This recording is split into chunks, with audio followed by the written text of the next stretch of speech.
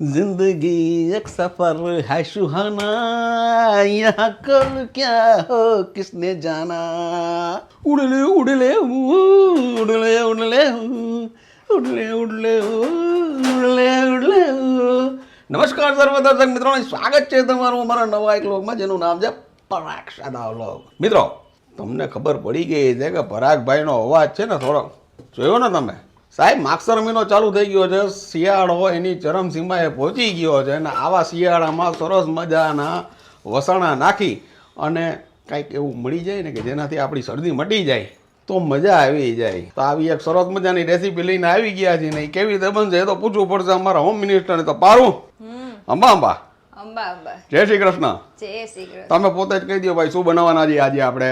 આજે આપણે શિયાળાની સ્પેશિયલ સરસ મજાની ગુંદરની રાબ, એ એક અલગ રીતના ને તમારા શરીરના દરેક સાંધા દુખતા હોય ને મટી જાય એવી સરસ રાબ બનશે. અરે ભાઈ સાંધા દુખેનો વાંધો નથી, શરદી થઈ ગઈ છે ભાઈ. તું જોતી નથી બચ્ચન જેવો અવાજ થઈ ગયો છે મારો. શરદી મટી જશે ને શરીર આખું દુખતું હોય ને એ મટી જાય. કમરના દુખાવા, સાંધાના દુખાવા એ બધું મટી જાય આ રાબ પીએ ને એટલે. બાકી કઈ માનતા બાનતા નથી કરવાની ને? માનતા કઈ નથી. તો કાંઈ વાંધો નહીં, કરો કંકુ ને બીજું શું હોય. હા, જો આ રાબ માટેની જ તૈયારી કરું છું બધી. ચાલો મિત્રો, ગુંદની રાબ બનાવવા માટે સૌથી પહેલા જોશે આપણે એમાં ગુંદ.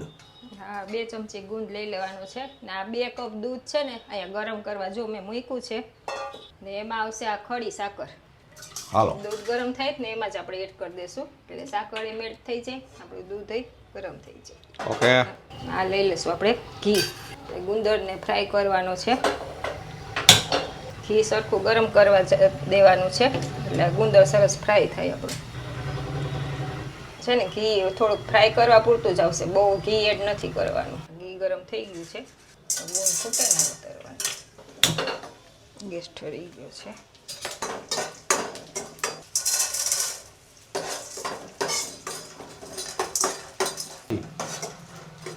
ગુંદ આવો સરસ ફ્રાય થવા દેવાનો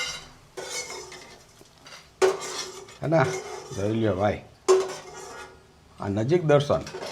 આ છે ને કાજુ બદામ તે કતરણ કરી છે એને થોડાક રોસ્ટ કરી લઈશું. કાજુ બદામ કેટલા લેવાના પારું? 1 ચમચી જેટલા મન ભાવે એટલા. જેટલું ભાવતો હોય ટેસ્ટ એ પ્રમાણે. એને ખબર છે કે મને છે ને ડ્રાયફ્રૂટ હોય ને તો વધારે મજા આવે એટલે થોડાક વધારે નહીં ખાશે. ઓછું ભાવતો હોય એ પ્રમાણે. ગુંદનું માપ હોય કે 1 ચમચી ઘી ને 2 ચમચી ગુંદ એ પ્રમાણે ને 2 કપ દૂધ. દૂધ ગરમ થઈ ગયું છે અને આપણી સાકર એ જો આમાં થઈ ગઈ મેલ્ટ. આ સાઈડ આપણું ગુંદ ને ડ્રાયફ્રૂટ બે તરાઈ ગયું છે. આ ગુંદ છે ને એ પાછું આપણે આમાં એડ કરીશું. ઓકે, જે સાકર વાળું દૂધ છે ને આપણે એ આમાં એડ કરી દેવાનું. ઓકે,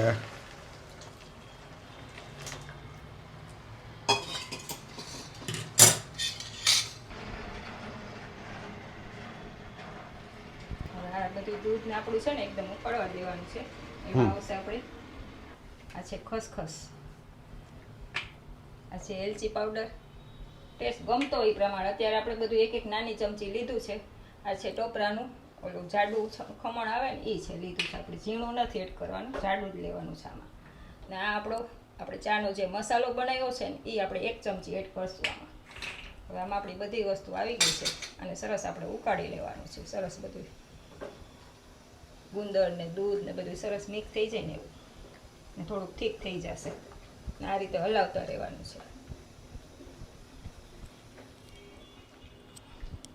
પારું આવું આપણું ઓલું ઘટ ન થાય, ઓલું ફાટે નહીં.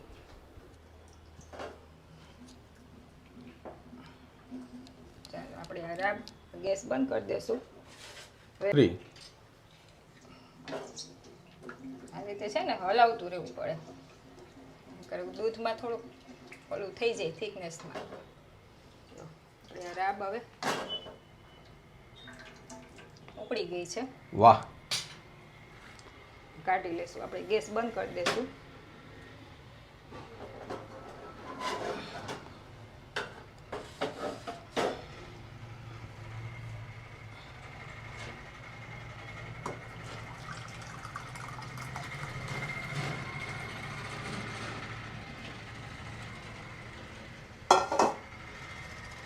બસ આટલી જ વાર લાગે? હા, બધી તૈયાર કર્યું હોય પછી કઈ વાર જ ન લાગે રાબ કરતા. 2-5 મિનિટમાં આપણે ગુંદ ફ્રાય કરીને કરીએ એટલું જો. સાહેબ 3 મિનિટમાં ગુણની રાબ તૈયાર થઈ ગઈ અને આ રેસીપી તો તરત જ પૂરી. સુગંધ કેવી આવે જો ને, બધી મસાલાની ને બધી. સાહેબ જબરજસ્ત. એકવાર તમે આને બનાવો છો ખરેખર ખૂબ મજા આવશે. રેડી છે આપણી ગુંદની રાબ, શિયાળામાં બધાને ભાવતી ને ગમતી. Thank you very much. લ્યો પીવો ગરમા ગરમ રાબ.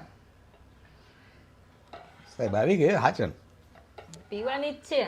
તમને એમ કે આજે તો કાલે એમ ઉતાવળ હોય. ચેસ. Yes.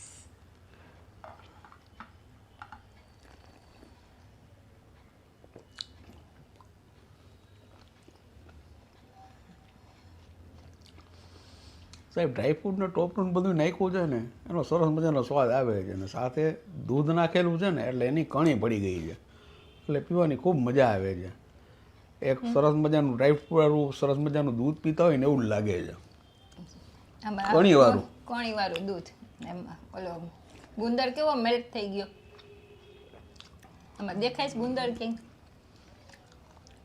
આ રાબ પાણીમાંય થઈ શકે છે ટેસ્ટ પ્રમાણે, પણ આ દૂધમાં થોડીક વધારે સારી લાગે. ને ખસખસ ને બધું જો કેવું એકદમ ફૂલી ગયું દૂધમાં ઉકળ્યું. એટલે આ રીતે દૂધ છે ને અલગથી ઓગાળીને આપણે કરીએ ને ઉકાળીને એટલે સરસ આમાં ગુંદરમાં મેલ્ટે થઈ જાય ને દૂધ ફાટે નહીં.